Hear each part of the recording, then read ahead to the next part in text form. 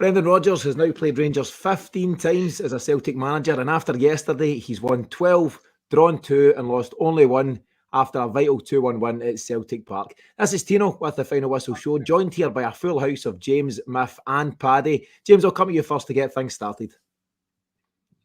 Just a phenomenal result. I just thought we were excellent. The fight that they brought to the game, and they were written off. All the media was, the Rangers are coming, etc., and they just blew them out of the water. Obviously, getting back the day, and I thought it was more of a balanced game than I'd felt in the stadium, but still we were very dominant. We should have gone on to score a third and fourth, really, especially when they went down to 10 men. But kind of the perfect result. It shows that we're the top team, but we've got work to do in terms of our squad, so there's no hiding place for the board. Yeah, and you'll have seen the quotes from Brendan Rodgers. He's now seen off, is it 5 Rangers managers, Coutinho's and Murray's and Warburton's and all these kind of guys. And he was a bit cute in his interview, but I'm all for it, basically saying that the Rangers are always coming. That's always a chat. You know, jam tomorrow, we'll get you next time, Celtic. And yet again, on the big occasion, Rangers have failed. Paddy, what's your chat? I think just that. I think it's there's this arrogance, this belief that is created, and I think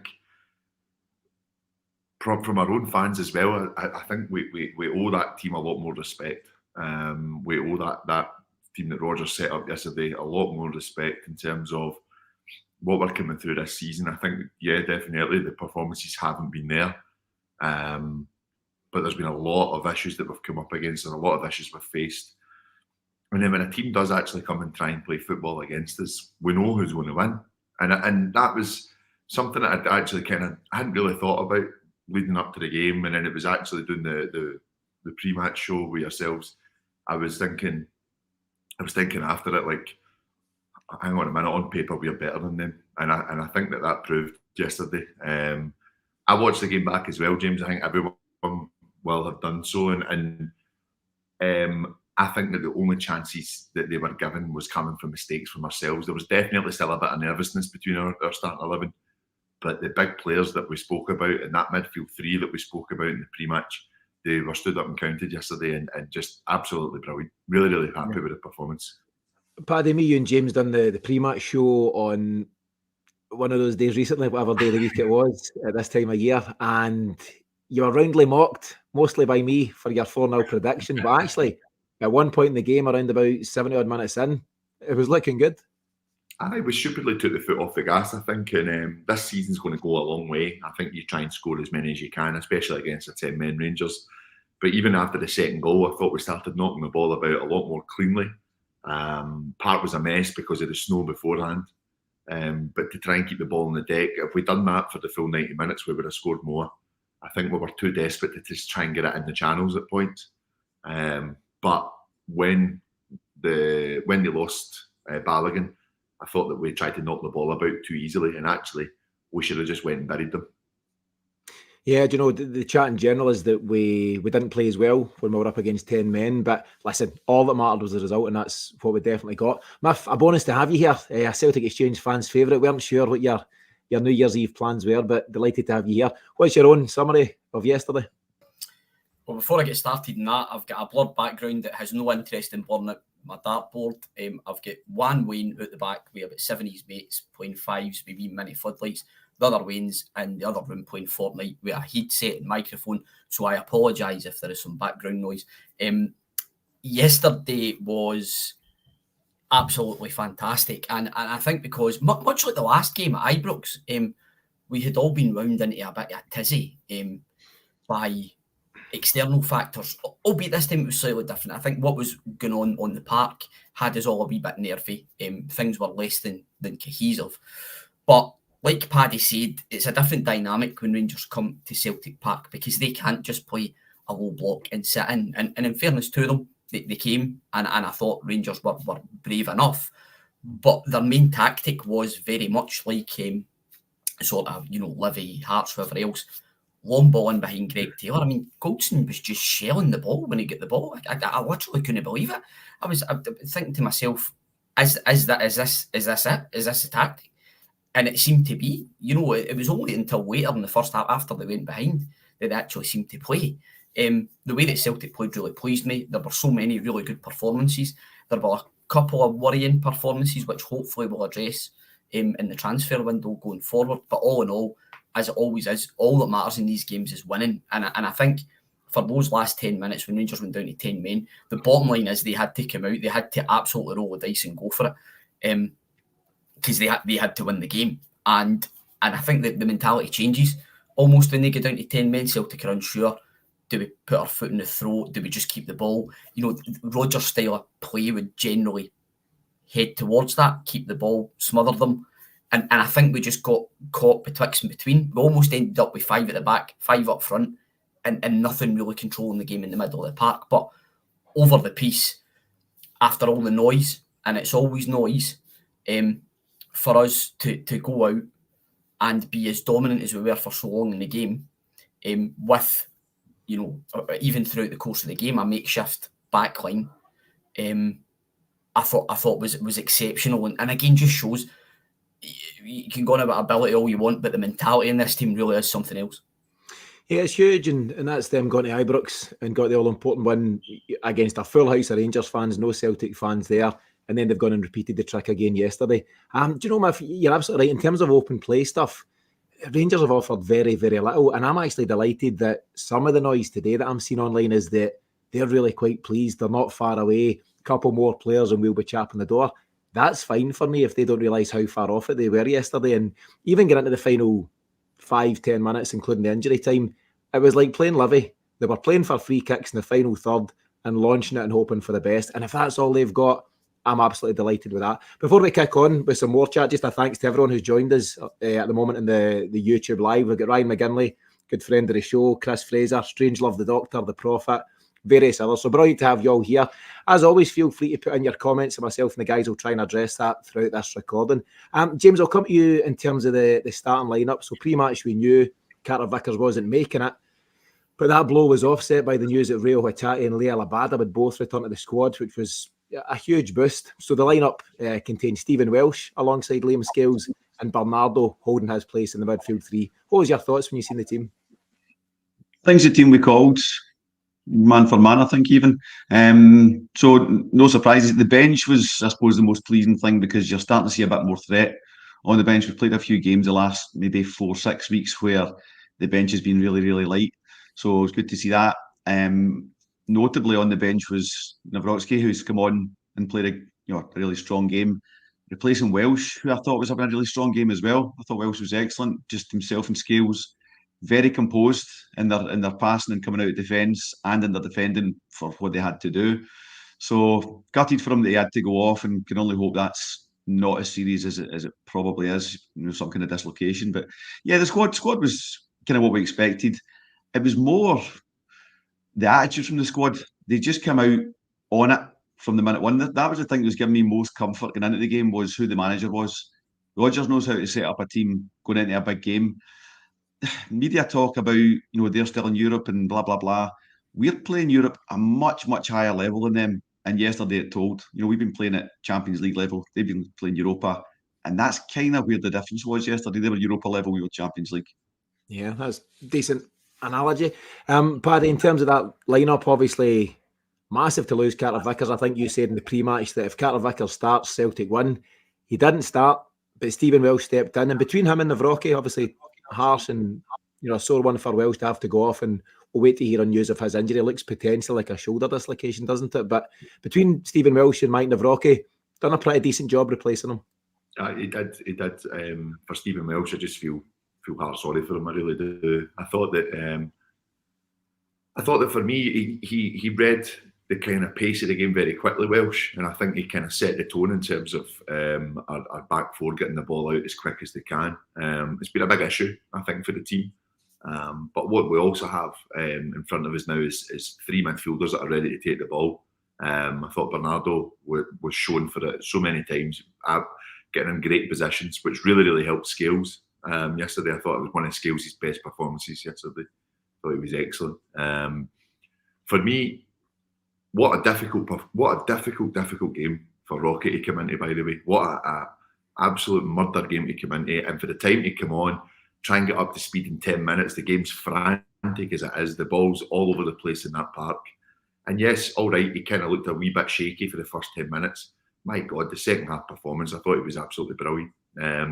Really, really promising for me. A player that he's not hesitant to play that quick pass from out the back. And I've actually just seen one of Ryan McGinley's comments here just now as well, talking about the key pass in the lead up to the second goal. It's that quick thinking that we need. We need someone that's willing to bring the ball out, carry it, but it's 1-2 touches, pass, and the ball's out to who it needs to be. But he seems quick. He seems fast as well. For me, this is a massive, massive statement from him, and I think he's got a good January coming up, to be honest. So, no, I'm excited. I'm excited for him. I really am. And just well done him. Brilliant performance. And Paddy, just on that question from Ryan, I've got it on screen, but unfortunately it obscures your beautiful face, so I'll take the question away. But Ryan's basically asking, with Navrocki playing that big pass in the lead up to the second goal, do you see him as being a starter in the new year? What's your take? Do you think he's got a chance now of stepping in alongside Scales? I do. I think it could be even Scales, Carter Vickers still as well, and I take nothing away from Liam Scales. As much as credit is due for the performance yesterday, I still think for me, we don't go and spend £5 million on a player and leave him on the bench or leave him out the squad. I think you play your best players, and that's a massive statement from the Navrocki yesterday. I think he's definitely going to be brought into contention for this. I was quite happy with that question being there because it's covering this attempt at a moustache now as well. So if you want to bring that back up, that's fine, Tino. I think it's a decent moustache, Paddy. It's probably a 4 out of 10 at this stage. There's work to be done in the new year. Miff, obviously we've covered a couple of guys there, but some big players stood up for Celtic yesterday. Absolutely, Callum McGregor, Liam Scales, Navrocki and Welsh doing their job as mentioned, Kyogo turning on the magic, Bernardo getting his big all-important goal. Who was the main man for you? Just one glaring omission there, being Greg Taylor, and I'm not being a broken record, but I thought he was absolutely fantastic. And he's also the one that goes and sticks it to the opposition whenever somebody's getting kicked. You know, he was right over to Cantwell, and Cantwell with 5 digs at McGregor running across the park. Taylor's the first one across to him. Same way down in the corner. I think Cantwell had tried to leave one in Palmer. I know it's very cliched, but you need to see stuff like that, especially in a derby game. But for me, Callum McGregor was on a completely different footballing planet from anyone else in the park. If you watch that game back and you see the amount of times, and what was delightful to see was him getting on the half turn. I'd said in the boys' group chat, it was almost like he took personal offence to Cantwell just being on the park.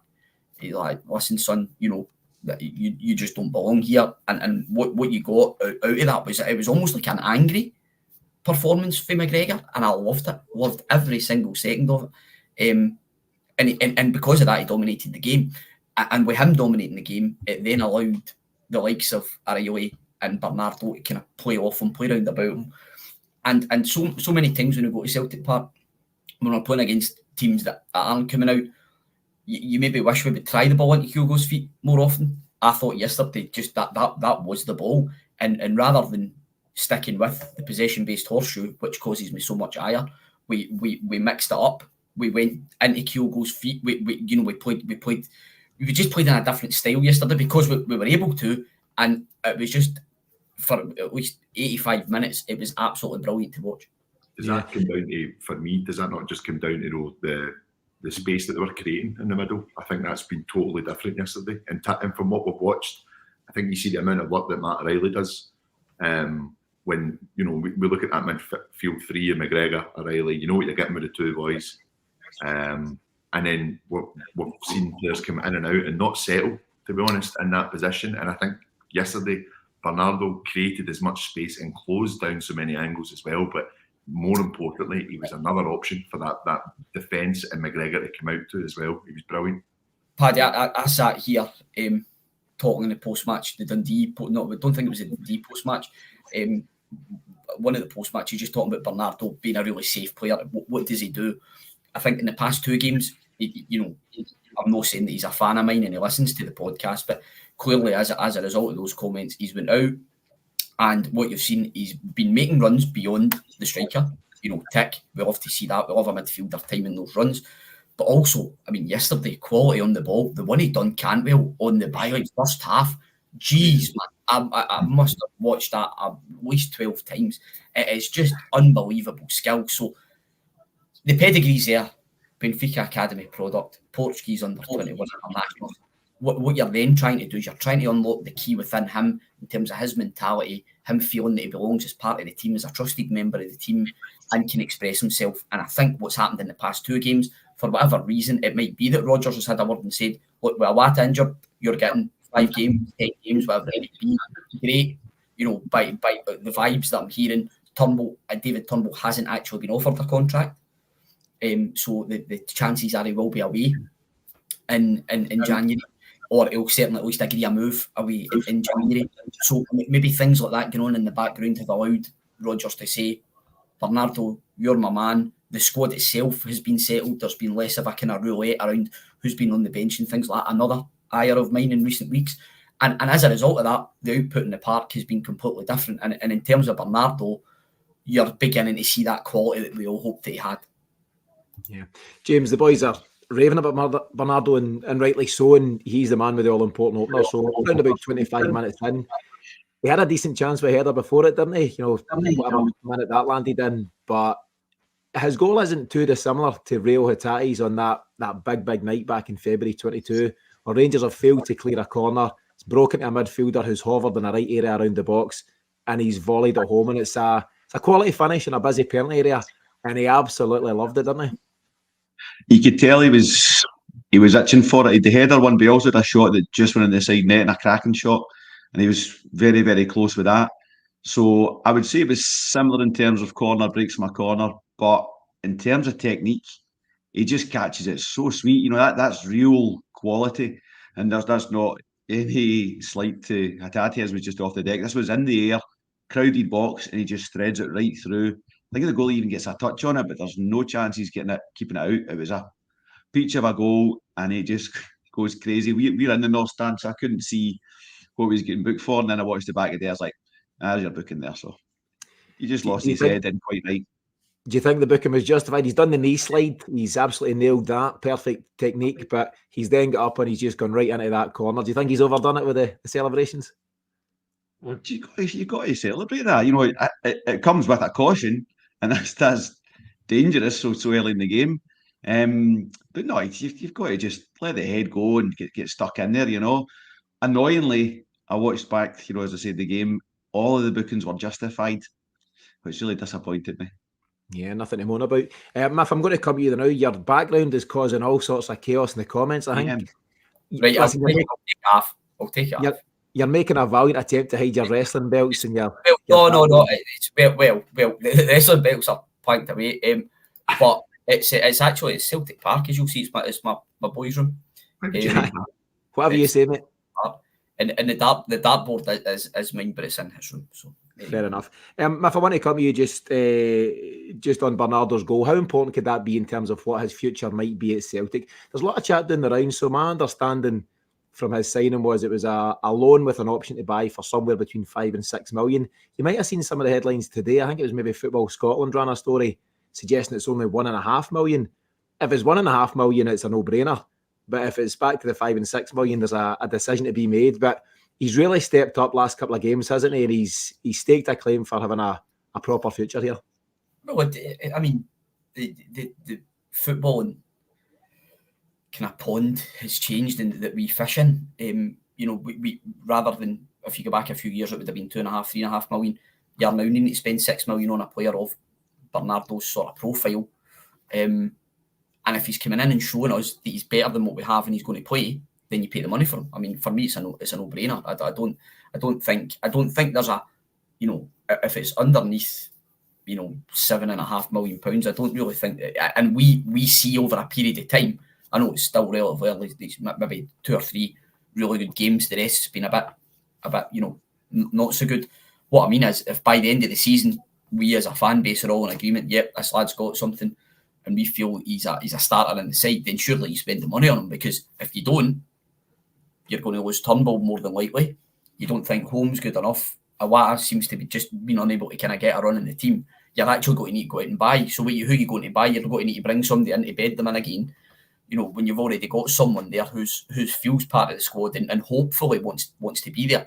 The big worry in these situations, like it was with Jota when Jota came, is that they do a bit too well when they're on loan, and then someone else sees them and comes in and kind of whips them away from you at the last minute. But for me, I just hope and pray Bernardo continues that form, because the more games that pass, the more he's looking like that type of 10. Not just the goal yesterday, the header he should have scored, the link-up play and playing in that inside channel. And I think it was James that mentioned, or maybe Paddy had mentioned, how he helped Scales and Taylor out so often as well, with showing for the ball and taking the ball in. And he's also quite a tall lad, quite physical as well. So he won a lot of headers in there yesterday. So I mean, for me, if the progression keeps up, then absolutely somebody I'd be spending 7.5 million on, no problem. Yeah, just a young guy, Muff. He's 22 in January, I think he is. So let's see what he does over the next 6 months. Very important 6 months for him. But brilliant to see yesterday, and he's really kicked on last couple of games. Paddy, a couple of other key incidents. We'll not spend much time on the Welsh injury. It's a poor pass by Alistair Johnston, and we'll get to Alistair Johnston a wee bit later on. But a short pass that leads to that chance, I think, for Dessers. Don't worry about it, though, because he's absolutely useless. But Welsh has gone down, and it looks like a shoulder injury, and it's a real tough one for a guy who's worked hard to get back to fitness, and who knows, that might be him out for another 6-8 weeks. We'll wait to hear news. Navrocki steps in, though, done really well, across the piece. Around about that time, what you've started to see is some frustration from Rangers' side of things. Their bench getting very animated, and it's actually Clement that picks up the first booking for Rangers. I've got it here as 38 minutes in, he's booked. What do you think of his performance, let's call it that, and some of his post-match comments? I think that it was a bit of a wake-up call that the job isn't going to be as easy as he maybe expected. I think that without a doubt, he's definitely got a team together there. But as Callum McGregor said in the pre-match presser, there's not been any change to their style. There really hasn't. And I think that that's what Celtic picked up on yesterday. I think we were very quick to see they're going to play the same tactics as they've played against us every time this year. As long as we go and basically face up to them, which we did yesterday, we should take care of it. His post-match comments surprised me a little.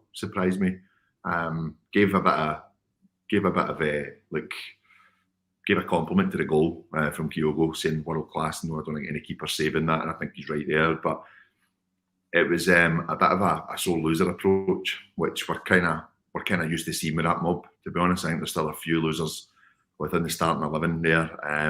They're their own worst enemy. They really are, and long may that continue. But the more they keep complaining and the more they keep releasing statements, I think they've just released a statement in the last 10 minutes, by the way. No joke. I think it's another one saying that they're still not heard for the SFA. The more they keep doing that, the better, lads, because ultimately we have them where we want them, and we'll continue to win and win and win, in my opinion. I think that's called deflection, Paddy. When you can't accept your own failings. Listen, the referee has nothing to do with why they didn't win the game yesterday. Look closer to home. Look in the mirror. Look at what you're doing as a manager. Look at what guys like Dessers are doing for you, and maybe speak to him about it. Maybe speak to Cantwell, who was an absolute non-entity for you, and then you can start to work out where your problems are. If you want to release statements and appease your fans, that's fine, and Celtic should be happy to let them continue to make those mistakes.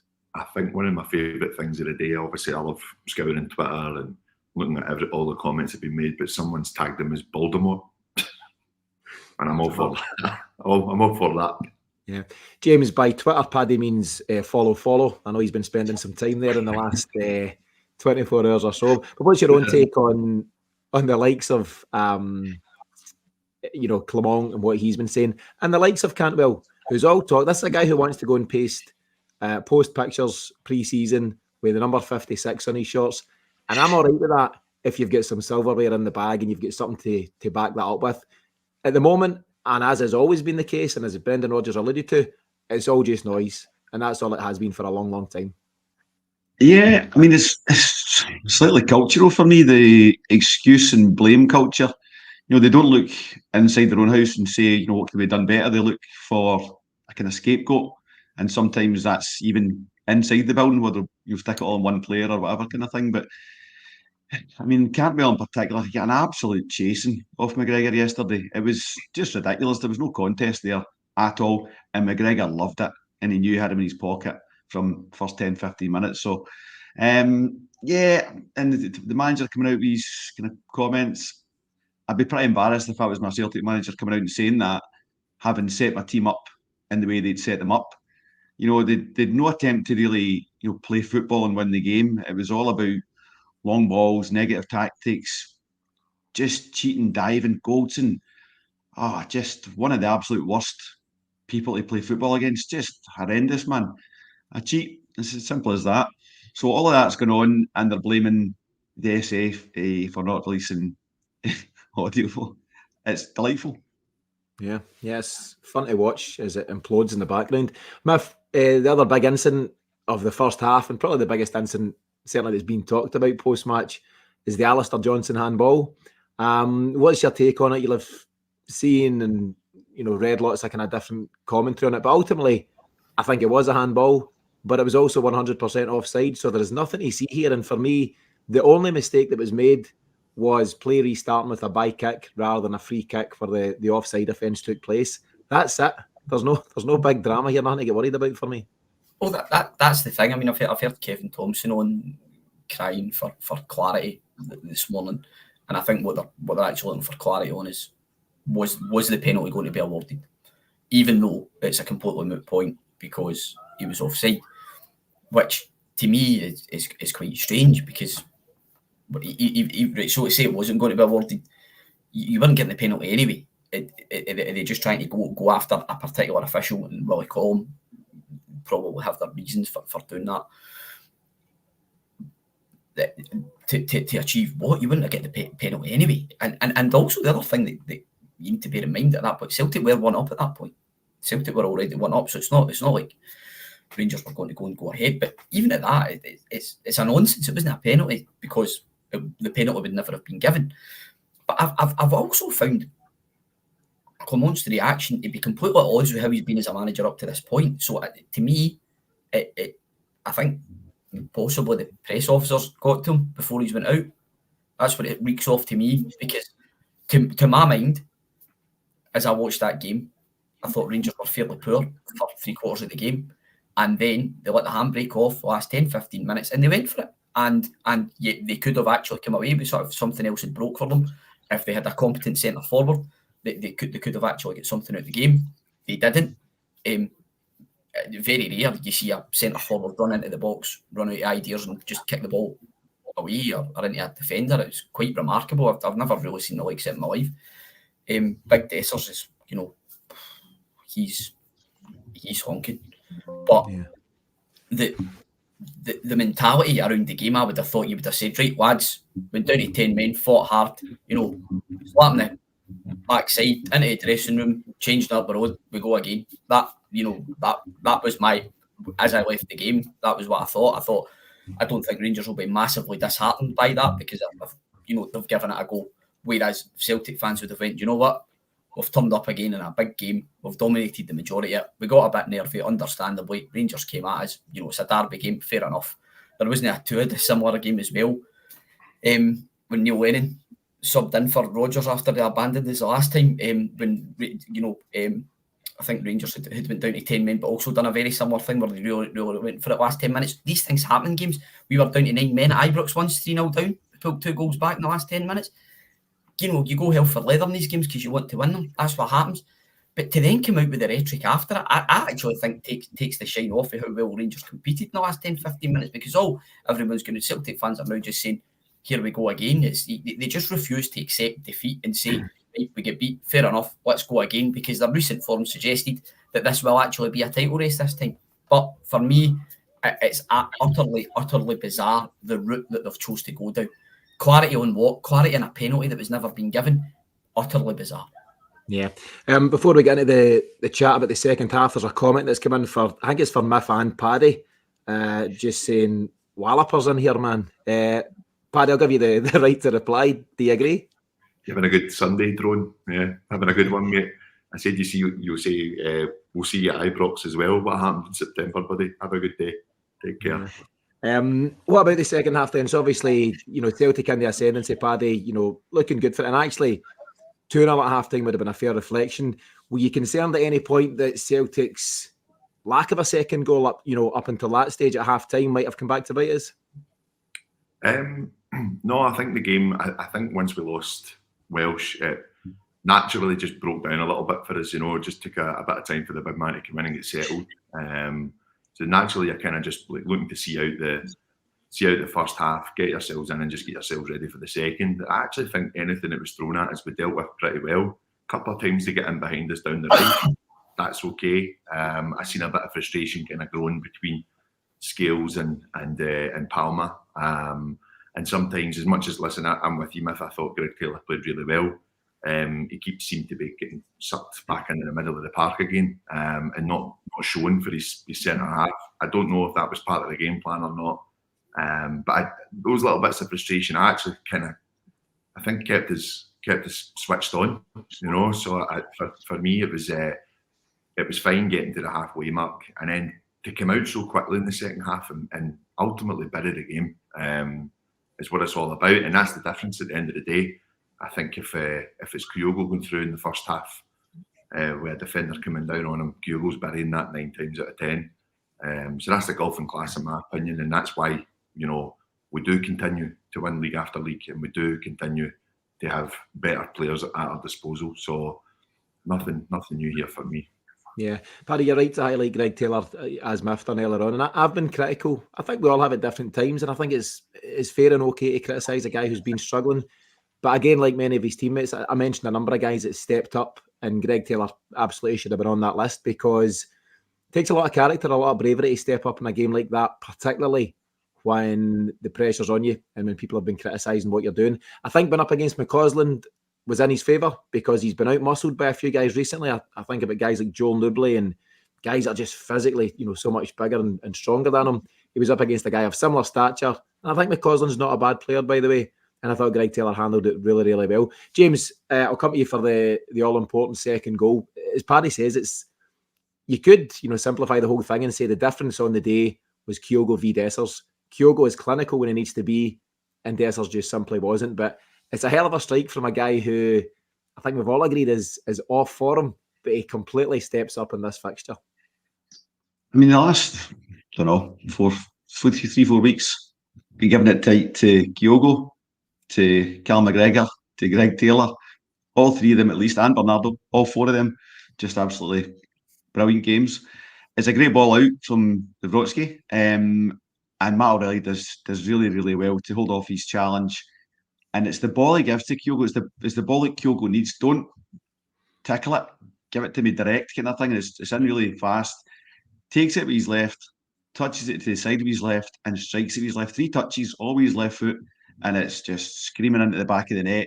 It's the timing of the goal as well, because any plans they had to try and, wrestle one back or, put in a challenge, just done. And for a period after that, they just looked absolutely shell-shocked.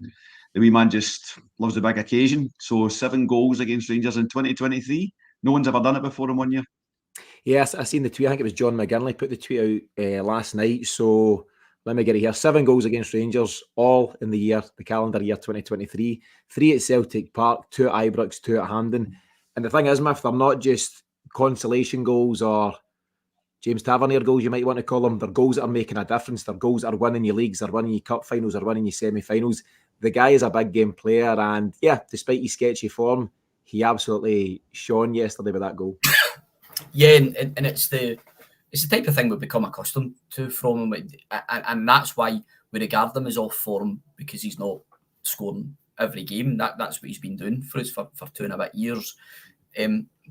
But the fact that he can score different types of goals, the movement is just phenomenal. Goldson scanned him 3 times. But I think it was Joe Shaughnessy for I can't remember St Mirren maybe last season or at the start of the season, a very similar goal where he's scanning, and then before you know it, he's just gone. And only this time, rather than being behind, he's dropped in short, and it's ultimately that's bottom the half yard to be able to whip that shot in.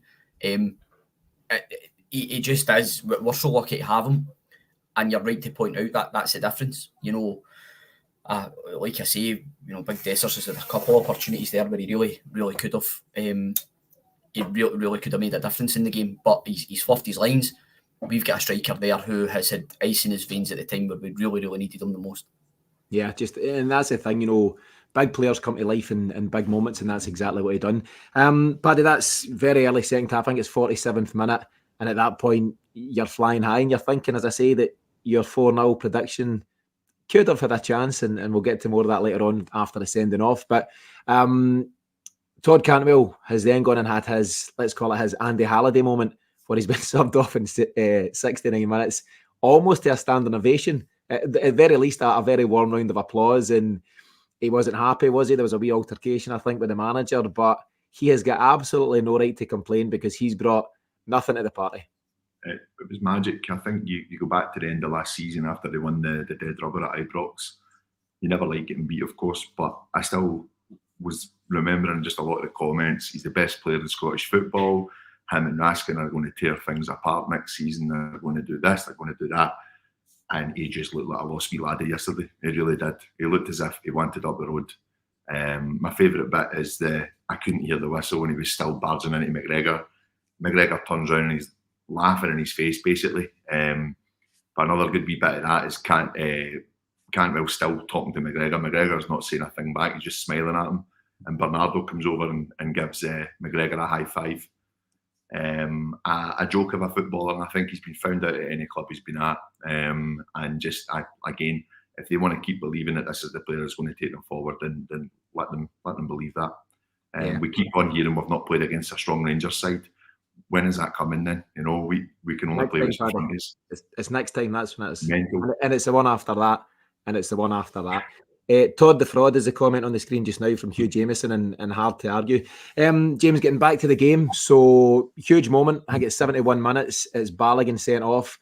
Celtic have all of a sudden found themselves in a 2v1 situation. Kyogo plays in Dyson Maeda. Maeda's not had a good game. He's been off form, but his pace is a challenge for anybody. Balogun knew he was dead beat, and he's hauled him down, and there can't be any argument over that, is there? Oh, and it's actually Goldson that sells him short. It's a shocking pass, and Balogun tries to make up it. Kyogo's in, and he's then slipped in Maeda.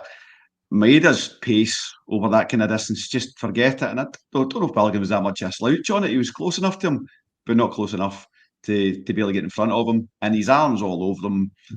If somebody said last night, should just have let Maeda go. He's shooting prowess yesterday. Let him take his chance. He baffles you, didn't he, Maeda? But he contributes. He was on the right yesterday. I thought he'd be on the left, all that kind of stuff. But there's absolutely no doubt that was just a stonewall red card. And you saw Balogun when the referee produced it. He just went, "Is he German?" Because I think he said Scheiße. So he knew it. Scheiße. I was doing the lip reading as well. I don't think he's German. Balogun is Nigerian. Is he? Either way, he was off, and that was the end of his day. And James, you're right about Maeda. One of the comments coming through earlier on was that Celtic's wingers didn't play well, and you can't argue with that. Maeda struggled on the right as much as Palmer struggled on the left-hand side. But one thing, you and Paddy caught up after the game. Miff blanked us again. We were talking about the fact that, yes, Palmer didn't have a great game, but James Tavernier done nothing as well. So you have to credit the fact that Palmer's been doing some defensive work there to nullify him. And the same as Alistair Johnston, we'll get to him shortly, didn't have a good game at all, particularly in possession. But Sima, one of their biggest threats, done nothing. So they're still putting in their shifts, James, regardless of how well they aren't playing. That's it for me. Palmer thought his attacking play was pretty poor. First 20 minutes he was looking lively, and it just kind of faded from there. But you can see how much concentration he was putting into his defensive game. How many times did Tavernier actually get out? 3 or 4, something like that. And that's their main creativity, is to get Tavernier to come out, and he didn't. So I think Palmer deserves great credit for that, because he just kept him pinned in. Yilmaz was less of a threat for Maeda, but he still again kept him in his corner and was a threat to him going forward. So yeah, there's a lot of kind of off camera, off the ball stuff that you're not seeing, the kind of hard work that's going in, and I think Palmer deserves credit for that, as much as that's not really what we want to see from him. We want to see that creative flair. And he was getting a wee bit frustrated and having shots from distance that weren't really coming off. But yeah, I think he can be proud of his performance overall, because it's a new part of football for him. He'll been given a free role when he's playing football. Just go and take the ball on a mazy and do all the fun stuff. But yesterday he done the hard stuff, the unfun stuff as well, and credit to him. Yeah. If I'll come to you for your comments on Alistair Johnston, let's cover that just now. So, all in all, this is obviously going to be a very positive recording, but we've got to be real about it. We've got to cover Alistair Johnston and the fact that he's not just a bit off form. I think he's well off form. And as I say, particularly in a creative sense, you're going to get the ball a lot as a Celtic defender, more so than a standard right back at any other club in Scotland. And he was so wasteful in possession at different times. The biggest example being midway through the second half, where he's played in on the right-hand side and it is screaming out to be hit low and hard across the box. Even whether you hit one of your own men or not, it can cause chaos. And he's actually scooped it away back so far that it's wiped out 4 or 5 Celtic players, first of all, and it's actually set off a Rangers attack. And it was so frustrating, and it could have been a moment that came back to haunt us. And I know we've only got this one game left now before the break. We've got St Mirren on Tuesday. And if it was more than one game, I would argue for Tony Ralston getting in there and getting a run, because I think Alistair Johnston, for his own sake, maybe just needs to be pulled aside and taken out the firing line for the moment. But what's your take on him, if just specifically towards yesterday, but also in general? I think somebody pointed out yesterday, I don't think he's had a pre-season. And I don't know if that's maybe something that's catching up with him a wee bit, because we've seen that he has got the quality there, that he's a very, very good fullback. Yesterday just seemed to develop a club foot as the game went on. It was for watching a guy who has been so good for us for a fairly lengthy period of time. This season he seems to have get progressively worse, for want of a better word, as the season has been on, culminating in yesterday's display, which I have to say, I thought Palmer, Johnston, Alistair Johnston and Maeda were off it. However, they all worked incredibly hard for the team and did help contribute to the victory. So I'm mindful of that. I don't want to sound negative or be overly critical after such a brilliant game, but it's a concern because what we thought we had in Johnson was an upgrade in Juranovic, never mind somebody similar.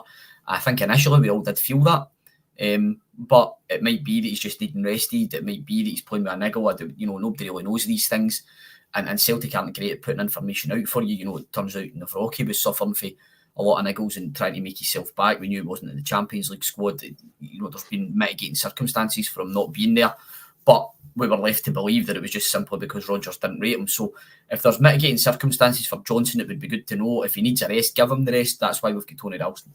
Yeah. Paddy, very quickly, I'll ask you the question. San Fran suggests that we play Ralston on Tuesday, and we'll have a brief look ahead of Tuesday just towards the end of this piece. But what do you think? Would you be throwing Tony in? I wouldn't be against it. I think we can decide on, if he feels that Johnston needs a rest, which I think that could be the case. I wouldn't be against Tony coming in. It's a big game on Tuesday though. It's not easy. So I think you try and go with your strongest team as well. But if you're not fit enough, then absolutely I would rest him. Yeah, let's see what the manager decides. If Celtic have made 3 changes around about the 82nd minute, so Mikey Johnston and Abada come in for Kyogo, Maeda and Palmer. First of all, I'll come to you just to ask how you think the 3 of them done, but just as a general point, I was delighted to see the reception that Liel Abada got. All 3 come on about the same time. It was reasonable applause for reasonable applause for Mikey, and a huge reception for Liel Abada, who's a young man who's been, I think, unfairly caught up in a very sensitive, intense political situation. My take would be that he's just a young guy that wants to play football and get on with his life. And I think there was a lot of pressure on his return at Celtic and what that would look like and how well he'd be received. And I was just so pleased as a young guy that he got the reception he got. Absolutely. Ultimately he's a Celtic player and he needs and deserves our support, especially given that he's endured such a torrid time with his injuries as well. So, like you say, there's an ongoing situation all around about it that is very sensitive. He's caught up in that, but you're right, he just wants to play football. So while he's here to play football, he has our support. Yeah, 100%. What about the contributions in general though? So Mikey and Abada, what do you think they brought to the party? I think we owe you got a pretty much typical sort of performance. He does a lot of the right things. His decision making tends to be quite poor, but I actually thought is someone who would, given what we've seen from Giakoumakis against Goldson, Goldson for being a big lad doesn't really like playing against somebody physical. So I thought would worry him, and so it proved. He dragged them into areas.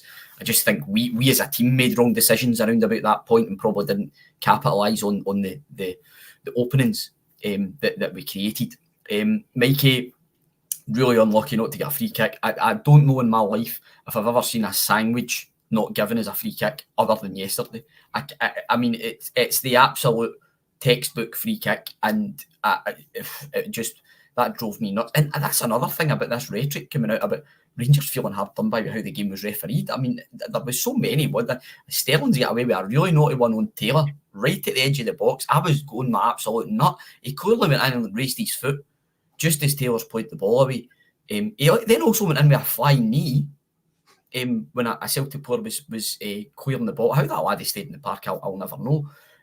But sorry, you know, it wouldn't be a podcast if I didn't go off on a tangent at some point.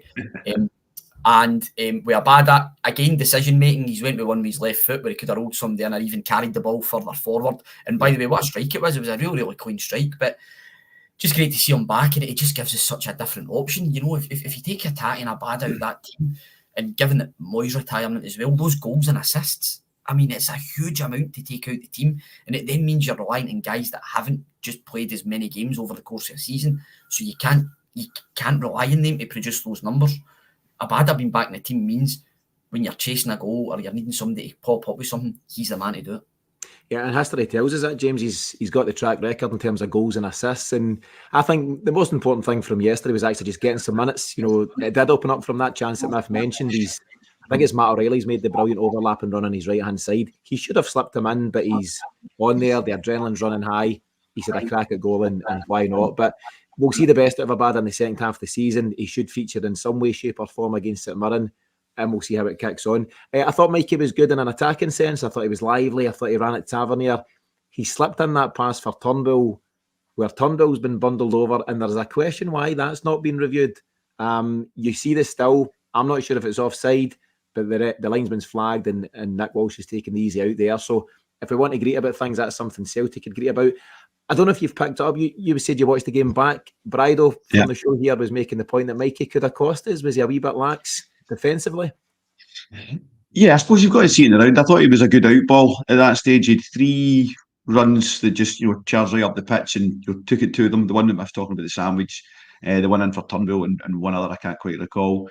But also in between our 18-yard line, the halfway line, at a crucial point in the game, when you're just looking to keep the ball, retain possession, take the sting out of things, he does a stupid wee flick as if he's doing the fives. You're like, what are you doing? Lost possession, puts us back under pressure, and then down our right wing at the corner flag, Tavernier just gets a free cross in because Mikey's not closing him, and Greg Taylor goes absolutely ballistic at him.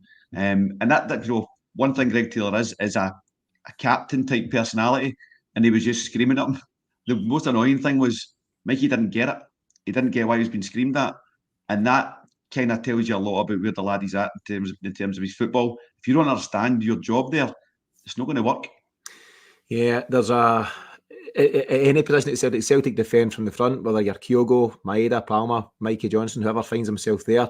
But Maff, how dare your Greg Taylor shout at my Mikey Johnston? That's unacceptable at any time. What we'll do, we'll move on to, I suppose, one of the remaining key moments of the game. It's the free kick that the Rangers get in the dangerous area. Tavernier had a kind of rangefinder before it. He got a free kick in a similar area and hit the wall with it.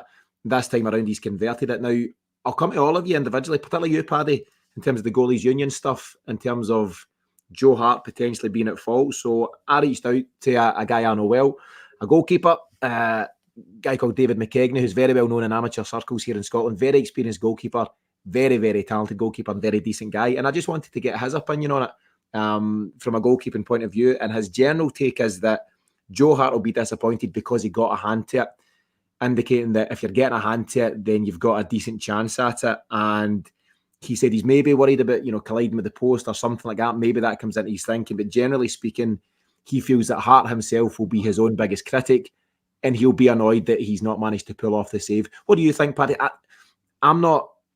don't think Hart's at fault there. I just think sometimes you need to say that's the wall side. He's got it up and over. It's a decent strike. But I don't think you quite agree with that, do you? No, No, I don't. I think for me, it's going one place. It's going one place. And listen, if he tricks you and goes to the other side of you, fine. Take the loss there. I'd rather that than being that step off it. He's not got the pace to get across like he used to do. It's evident to see. Has 3 free kicks this season, all savable, in my opinion. And I've said it before, he's going to cost us important goals this season. He's one of the players that I would look to replace in January. I've loved everything he's done for us. I really, really do. I think he'll get away with the rest of the season. I think the board won't move for a new goalkeeper personally, but we need to look after that position. I think it's really going to cost us, because I'm now also starting to see a little bit of distrust between the back line and him as well. Even in the last 10 minutes, why he was getting the ball so quickly and trying to play it out when, we were trying to just see the game out, albeit we are the ones with 11 men. But it took our captain to eventually turn around and say, play this long. Stop passing it out. We're putting ourselves under needless pressure. Now, I know that this is where these guys will learn, the likes of Scales, Nawrocki, putting themselves under that pressure. But there came a point in the game where just see this game out, lump it long. You've got O up there. O's going to be your outlet. I'm sorry. I think it's a worry for me for the rest of this season. James, it was a bit of madness, wasn't it? 2-1, trying to save the game, 8 minutes injury time to contend with. That we've still got the ball boys in Ange mode. They're chucking it at Joe Hart as quickly as it went out the park, and we're taking short ones, and we're putting ourselves under unnecessary pressure. And I'm surprised at a Brendan Rodgers team not having the savvy and the streetwiseness to deal with that and just run the clock, take your time with the free kick or the bye kick, launch it to own the channel. And we were a bit at fault at that one in general. But I think, just going back to the comments that Kegs made to me, just in terms of Joe Hart's position, he also feels that an element of the fans have been on Hart since the start of the season and not willing him to do unwell. That's not the right term, but a wee bit of I told you so. Joe Hart's done, and if you get yourself entrenched in that position, then it's easy to criticise. But what's your take on the goal? Yeah, I think, we all sat into summer when, it's been a great journey for Joe Hart and us, and it's just time. So we expected some moves there in the summer. But the fact that doesn't happen, Joe Hart's my number one then, and that he gets my full support. I think maybe his wall could have been better organised if he's going to criticise himself anywhere. That could have been, Tavernier's going to whip that to his right post. That's what he's going to, as far as he says, if he tries something cute to the other side, maybe. But see, if you look at it, the ball jumps early. The ball's on its way down when Tavernier strikes it, and then he gets that space to get up and down. So why a wall is jumping before a ball is struck, I don't know. But watch it back yourselves. That's my take on it. That doesn't come anywhere near Hart if the ball does its job. You've got a draft excluder there for anything low, jump in time, and you're clearing that. So I think that's really where the fault lay. Yeah, fair enough. We'll not spend any more time in the Rangers goal. It was only a small blip in an otherwise brilliant performance. And one of my favourite moments actually was Tavernier giving it large to the North Stand, celebrating the goal that condemned his side to another 2-1 defeat by Celtic. So go for it, James. Celebrate your heart out, young man. The game plays out, as I say, 8 minutes injury time, a bit tense and all that stuff, but nothing really threatening, nothing overly to worry Celtic. I think O played his part, running down the clock, getting involved in wee tussles with Goldson, and that suits Celtic fine because it just allows us to break up play. But the final whistle hits, and it's a well-deserved result, and you could see from the reaction by the players on the park just how much it meant to them. Yeah, and ultimately that's what you do it for. The sheer amount of effort that goes into these games and the amount of emotional energy it expends for the fans in the stands. I know for me, I go with my boy and the guys that were sitting next to me, been sitting next to for years. When the final whistle goes, you're just ecstatic. And for the players all have felt it. They know what's getting written and said about them. Even the stuff that Boyd came out with about Shankland and Kyogo, it's just really hilarious. The fact that literally 2 days later, Kyogo goes and does something like that. It's just fantastic. So the players and even the fans, we're probably all just needing that. Just a good wee reminder. But Paddy mentioned earlier, all means nothing if we don't go and back it up against St Mirren. But we've wrestled ourselves back into, the box seat. now after the level of performance that we've brought, and I think that's the key. It's not just been a win. The level of performance was excellent, and that's a metric Rodgers is really, really heavy on. That's when we need to now go and say, right, let's go into the break, hell for leather to get these 3 points, and then let's see what January brings in terms of reinforcements, but also getting a few out the door as well, because I know you've mentioned it before, Tino. You can't have, 11 guys that are first team squad members all vying for the position of Gianni. It's just no good. Yeah, it's not great. But just in the bigger picture, Paddy, the win puts us 8 points clear, albeit Rangers have got those 2 games in hand. But as Miff says, it just puts Celtic right back in the driving seat. And it's twofold as well. The result, of course, was the most important thing. But almost as pleasing was the performance. It was really solid and really reassuring that these players have got that in their locker. And it also puts to bed some of the chat you might have seen from some folks suggesting that Rodgers has lost the dressing room, the players aren't playing for him, this isn't his team anymore, all that. That's blown out the water, because what's clear from the off yesterday is they've absolutely responded to what the manager asked them to do. I think one thing you see with this team is real harmony, even considering the amount of players that are in the squad. I think for me, the big reason we're seeing these moments of like uncertainty has just been coming down to the amount of changes we've had to make as a team this season. The squad hasn't been consistent, and there you go, one change in the last 3 games, and we've won all 3 and nearly kept a clean sheet in all 3 as well. It just shows you how important it is to be able to have these players at our disposal, but also having a settled side too. I think going into the second half of the season, if we go and get the victory on Tuesday, which I think we're ready to go for, I can see us really, really enjoying the fact that it's 2 games. It's not going to be 2-3 games a week. I think that we will have that time in the training ground, and I think that that's massive for this team. And it'll be good to see who we do bring in, but it will also be interesting to see who leaves as well. I think we're in a very strong position now, and I think that we silenced a lot of doubters within our support as well. There are still some questions out there, 100%, about players that maybe need replaced, and we need a bit of quality to replace them.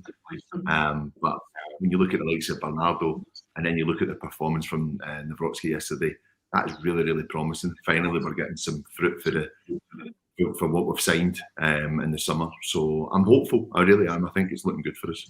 Yeah, James Paddy tried to convince us there that it was a stunning summer transfer window for Celtic, and absolutely not. Nothing to see here, Mark Lovell. No, James, bigger picture stuff. Both Paddy and Murph have said there that Celtic are back in the driving seat, but it's important now that we go and capitalise against St Mirren on Tuesday. So, your brief comments on that one, and your own final comments regarding yesterday. Yeah, I mean, just the way the officiating's been going the last couple of months since Clermont came in, I think we need to go on a screaming win and run here between now and at least a split, if not the end of the season, to be absolutely sure. And that's only going to happen if we make the signings necessary in January. I was talking to Rodgers yesterday saying there's nothing lined up, Anstyle, 1st of January, in 6.5 hours. So you'd love to see them coming out of the traps flying and say, right, there's your at least one striker, because you've got potentially both strikers going away to the Asian Cup. So even if you sign one, you're looking at Mikey as your backup striker. So I know you'd be happy with that, but nobody else in Celtic world would. So there's a lot of work to be done there. Taylor, we need competition there. I don't think the goalie thing will happen this window. If I was to get 2 and nothing else, it'd be a striker and a left back. So over to you, Celtic recruitment team. Yeah, there's a lot of chat about the lad Kyogo Arujo, who I think's playing at Estoril in Portugal, former Benfica youth prospect. I seen a guy after the game with Arujo 4 on the back of his Celtic shirt.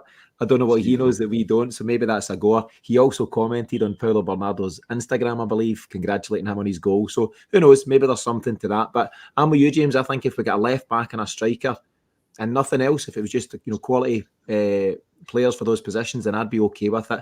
And it is important. There's so many other things that play just now. We'll need to catch them in a future show. But as you say, transfer window opening in a number of hours. Harry Kewell away. Adam Sadler, I've no idea. I think he was a Leicester coach for Brendan Rodgers. He stepped in. Asian Cup, Kyogo, Yang, all potentially away at that. Maybe Maeda. who knows? So lots of stuff going on. But Paddy, I'll come to you at the moment. Just your own final comments ahead of one last big push for Celtic.